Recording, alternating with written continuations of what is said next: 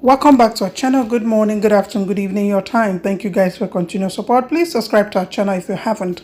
Turn on the bell for more video. Welcome our new members to the old ones. God bless. If you're passing by, please join us. As you're supporting us, may the Lord support you in everything you lay your hands. Amen. To the news in details. Guys, you're going to be watching a video where the Northerners are blowing hot. They are against the decision that was taken by all the Southern governors. But before then, I want to say one or two things.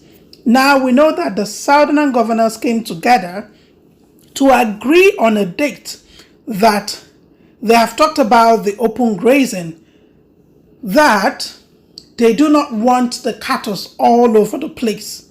So a date has been agreed upon unanimously, but the Northerners are not taking it lying down.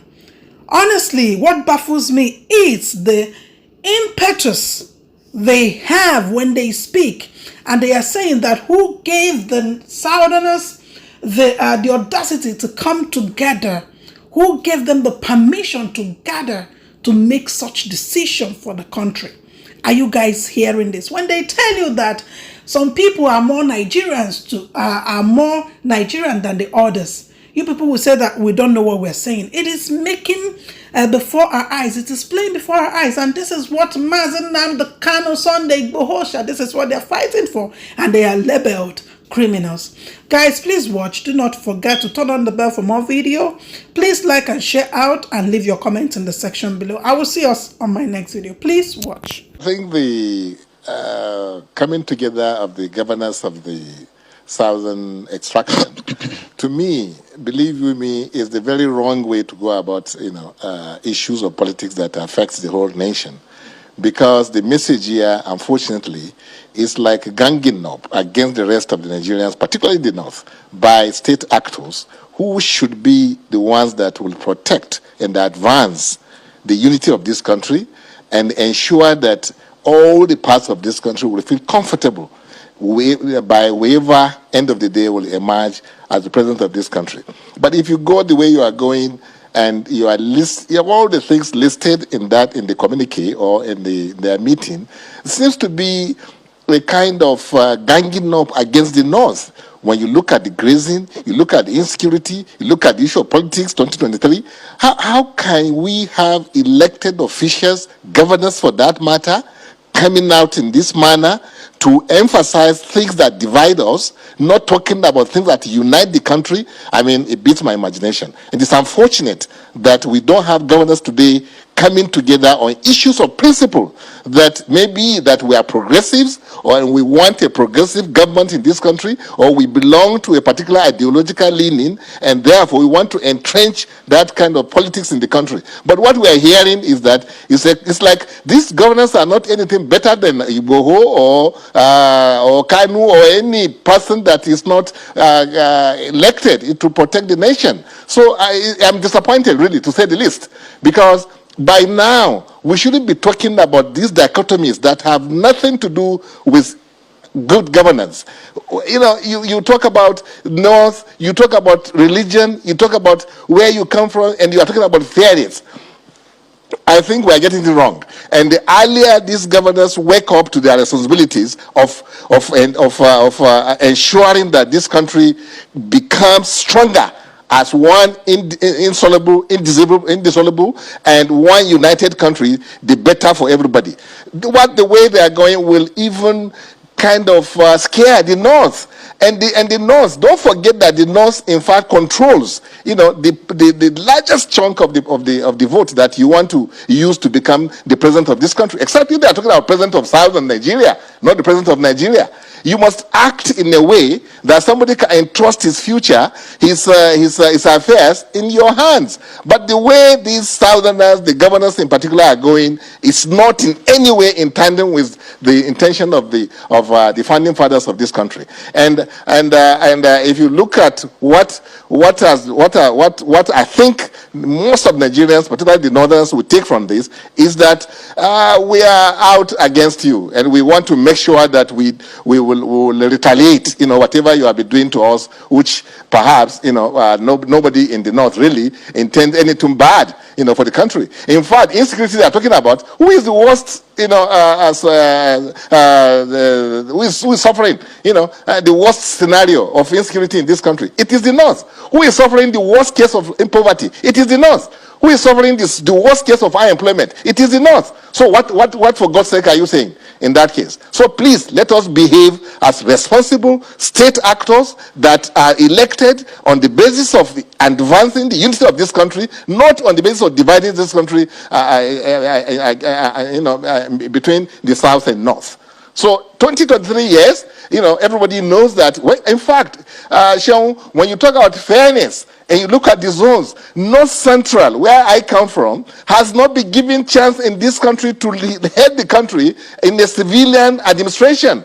All we have had, maybe from North Central, and everybody has had it, is a military junta. And the military junta are just people who they will not even consult anybody. All right. Before they emerge. Yeah. So don't talk about fairness. When you talk about fairness, North Central should be given the opportunity to rule this country come 2023. So let us talk about how to unite this country. How to advance the reason why I'm asking you this question is because you're a politician, and this conversation, politicians have this kind of conversation. I remember at the twilight of President Olusegun Obasanjo's administration, the conversation of where next the president should go came up. Even when President Goodluck Jonathan was in office, this conversation also came up. Where should it go? And I remember vividly that northern politicians clamor that power should return to the north.